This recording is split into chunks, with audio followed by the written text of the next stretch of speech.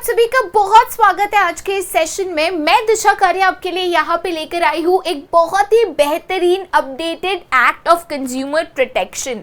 बहुत सारे बच्चों ने कहा कि हमने तो भाई ये जो रिड्रेसल एजेंसी है वो पढ़ा है एज पर 2019 एक्ट, तो ठीक है भाई 2019 एक्ट के मुताबिक अगर हमने पढ़ा है तो उसी को हम कर लेते हैं। अब देखिए 2019 एक्ट जो है उसमें कोई मेजर चेंजेस नहीं आए हैं, but with growing inflation goods की अमाउंट, सर्विसेज की अमाउंट जो है वो इंक्रीज होते गई है और इसीलिए इस एक्ट में जो मेजर अपडेशंस आए हैं, ठीक है, वो बेसिकली एक आया है regarding the amount of goods जो district, state and national forum में जाता है। उसके अलावा जो सेकेंड इंपॉर्टेंट अपडेट आया है that is regarding the new appeal. जैसे डिस्ट्रिक्ट कोर्ट ने मुझे कोई वर्डिक्ट दिया, ठीक है, उन्होंने एक डिसीजन पास किया, मैं उससे सहमत नहीं हूं, तो मैं स्टेट कमीशन के पास जा सकती हूँ। पहले 30 डेज का समय मिलता था, अब वही जो है 45 डेज का आपको टाइमलाइन मिलता है to appeal to the higher authority और to the higher state commission और टू द नेशनल कमीशन और टू द सुप्रीम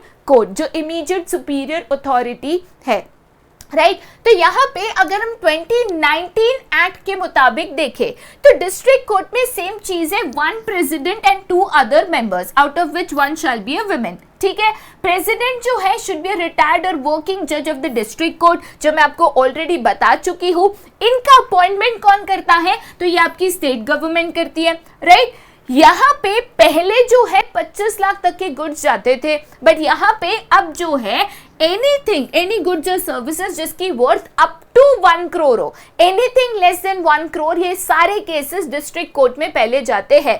एजेंसी को लगता है कि गुड्स के टेस्टिंग की जरूरत है तो टेस्टिंग के लिए भेजा जाता है। जो भी लेबोरेटरी से टेस्टिंग की रिपोर्ट आती है उसके मुताबिक ये जो डिस्ट्रिक्ट कोर्ट है वो अपनी डिस्ट्रिक्ट फोरम जो है वो अपनी यहाँ पे डिसीजन सुनाती है, राइट। याद रखिएगा कि अगर मैं डिस्ट्रिक्ट फोरम के डिसीजन से सहमत नहीं हूं तो यहाँ पे स्टेट कमीशन में मैं ये अपील कर सकती हूँ, बट अब मुझे समय मिलता है 45 डेज का, यही डिफरेंस है, ठीक है। एक president, 2 other members, 1 shall be women. कौन अपॉइंट करता है, तो यहाँ पे स्टेट गवर्नमेंट अपॉइंट करता है। प्रेसिडेंट ऑफ डिस्ट्रिक्ट फोरम कौन बन सकता है, कोई भी व्यक्ति जो करेंटली डिस्ट्रिक्ट कोर्ट का जज हो या रिटायर्ड जज ऑफ डिस्ट्रिक्ट कोर्ट हो, वो यहाँ पे डिस्ट्रिक्ट फोरम का जो है प्रेसिडेंट बन सकता है। कोई भी गुड्स या सर्विस जिसकी कीमत अप टू 1 करोड़ हो, लेस देन 1 करोड़ हो, अप टू 1 करोड़ हो, उसके सारे केसेस डिस्ट्रिक्ट फोरम में जाता है। टेस्टिंग के लिए भेजने की जरूरत लगती है तो टेस्टिंग के लिए भेजेंगे, जो भी रिपोर्ट आएगी उसके मुताबिक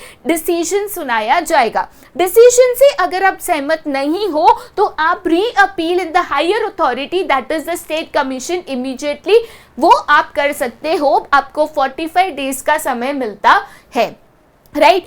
बट यहाँ पे अगर मान के चलिए आपके गुड्स की जो वर्थ है that is more than 1 crore but up to 10 crore, ठीक है, more than 1 crore but up to 10 crore, तो आपका केस कहां पे जाएगा, स्टेट कमीशन पे जाएगा। वापस 1+2 है that is 1 president and 2 other members, 1 shall be a women. इसके जो प्रेसिडेंट है शुड बी अ रिटायर्ड और वर्किंग जज but of the high court, ठीक है। अगेन इसको स्टेट गवर्नमेंट अपॉइंट करती है but after consultation of the chief justice of the high court, right.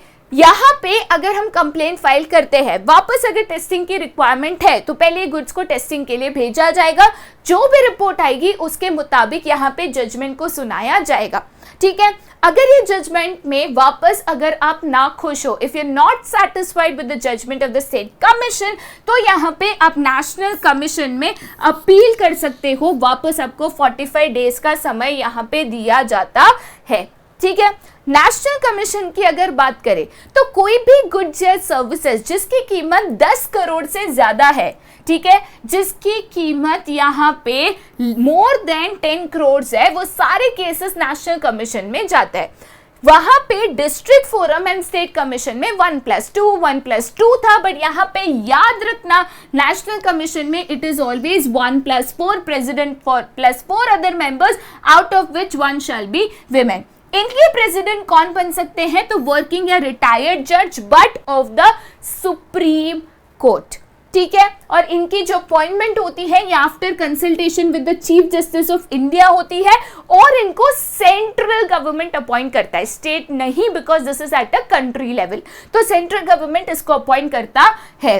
Complain आते ही यहाँ पे गुड्स को टेस्टिंग के लिए भेजा जाता है।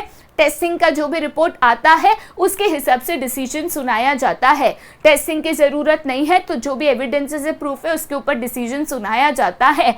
अगर जो कंप्लेनेंट है वो यहाँ पे डिसीजन से सहमत नहीं है तो उससे हायर अथॉरिटी जो है that is the Supreme Court यहाँ पे अपील कर सकता है। बट याद रखिएगा, Supreme Court is the most superior top most authority when it comes to the legal system. तो सुप्रीम कोर्ट का जो भी वर्डिक्ट या डिसीजन होता है that is always full and final. इसके वर्डिक्ट या डिसीजन को कहीं पे भी चैलेंज नहीं किया जा सकता, इसको आपको एक्सेप्ट करना ही करना है। तो बेसिकली जो चेंजेस देखे गए थे वो main in the value of goods and in the री अपील डेज जो आपको मिलते हैं उसमें यहाँ पे चेंजेस देखे गए थे, राइट। कोई मेजर चेंजेस यहाँ पे नहीं है। आई रियली होप ये जो आपका कंफ्यूजन था वो यहाँ पे क्लियर हुआ होगा, राइट। अगर फिर भी कोई दिक्कत है, फिर भी कोई कंफ्यूजन है, या आप चाहते हो कि इसके अलावा और भी कोई ऐसे कंसेप्ट्स है जो हम आपको कराएं, तो प्लीज नीचे कमेंट सेक्शन में बिल्कुल यहाँ पे बता दीजिएगा। दोबारा ऐसे वीडियोस के साथ हम जरूर मिलेंगे, बट तब तक के लिए bye bye and have a nice day.